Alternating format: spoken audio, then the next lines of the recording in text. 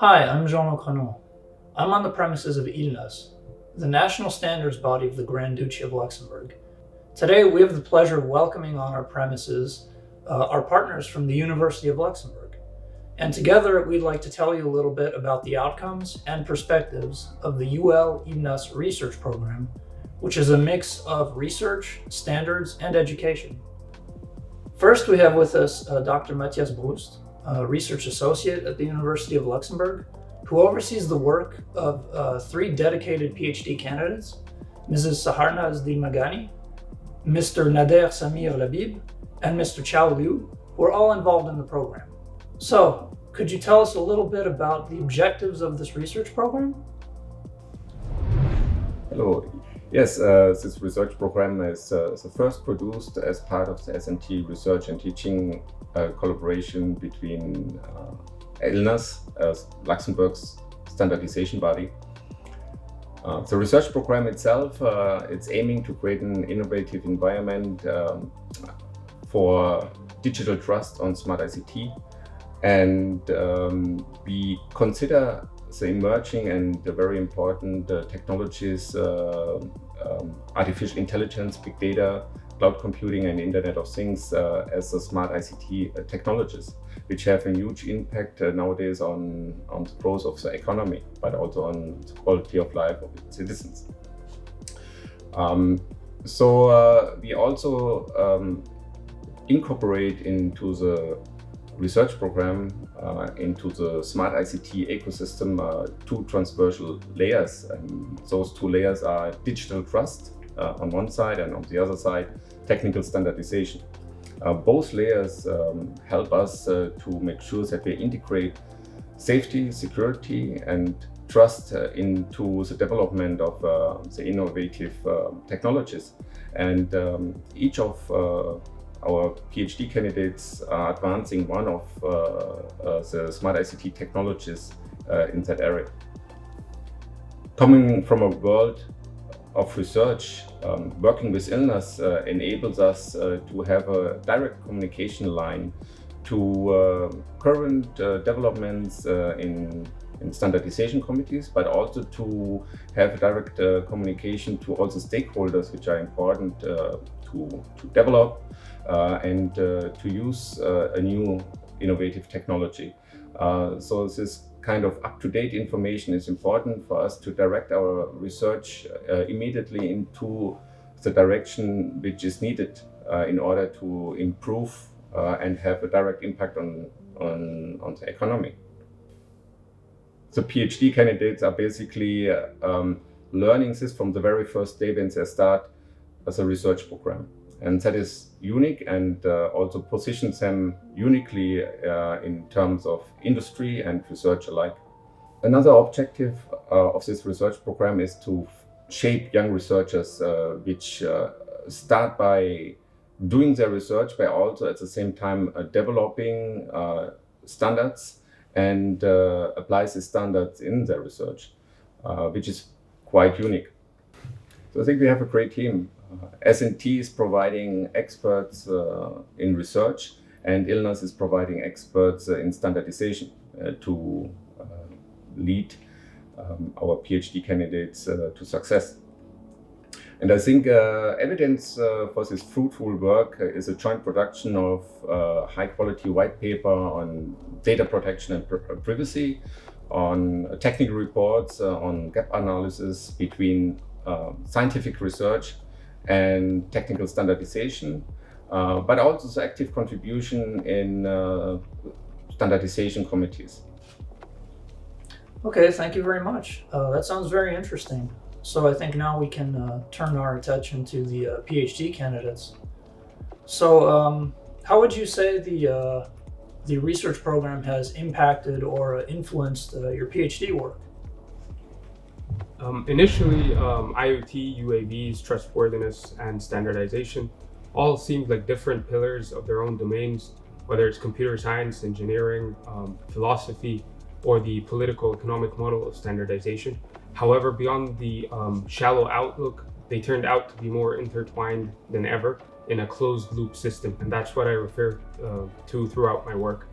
On one hand, technical standardization helps shape new regulations and laws that help safeguard the economy, in turn lowering barriers to entry and encouraging competition.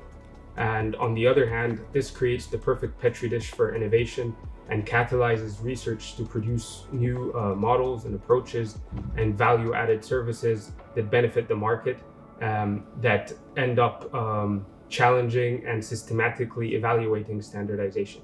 And it is exactly this multifaceted, multimodal, holistic approach in this research program that allowed us to identify critical gaps in both research and technical standardization, but also identify areas of where they align, and help both research shape future,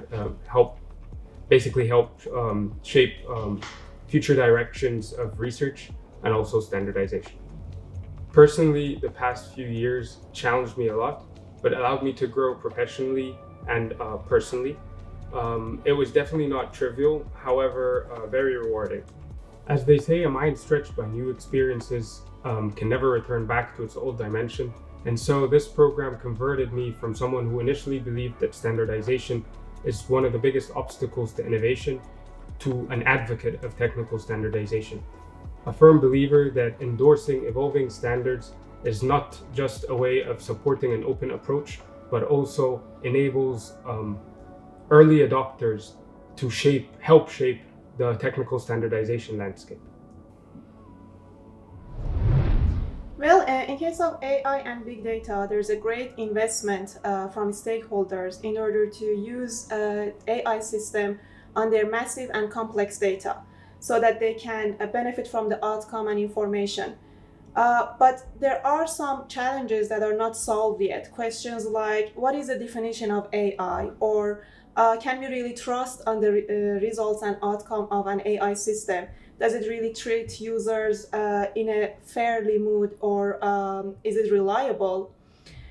So my task was to first identify similar challenges and then see how we can benefit from the outcome of research and then combine it with standards in order to provide guidelines and definitions to solve this, basically to bridge this gap.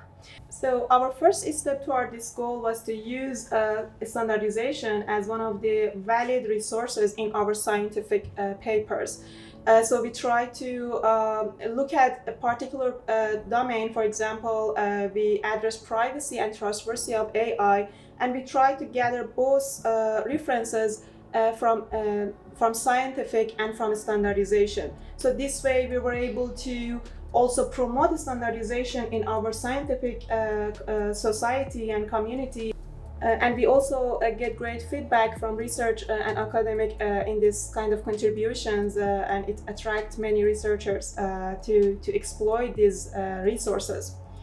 So we also use our experience from research side, of course, to contribute on standardization documents, and in order to provide them the latest updates of research, especially the experience that I had with contribution in AI focus group in Sensalaneg, or privacy and trustworthiness of AI in ISO.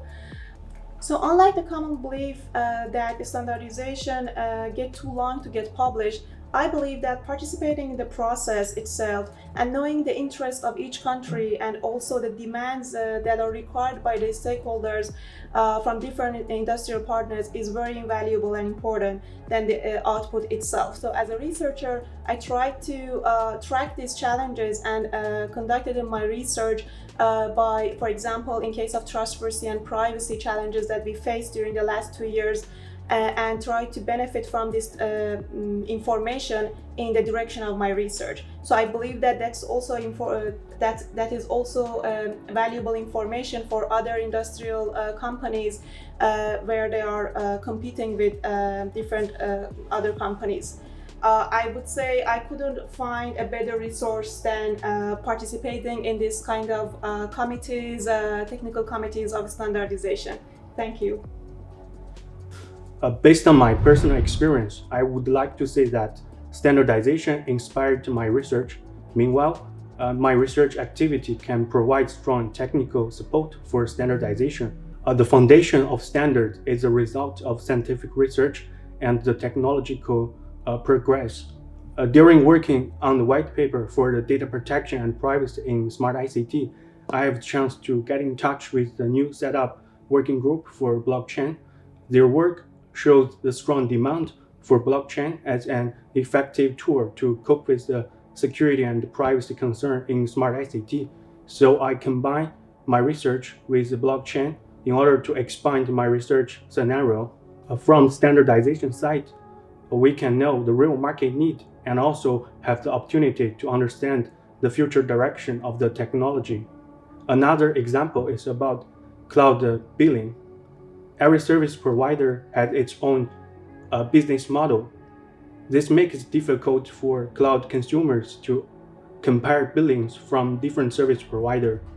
The standardized metrics can help to reduce the dimension of cloud service metering indicators.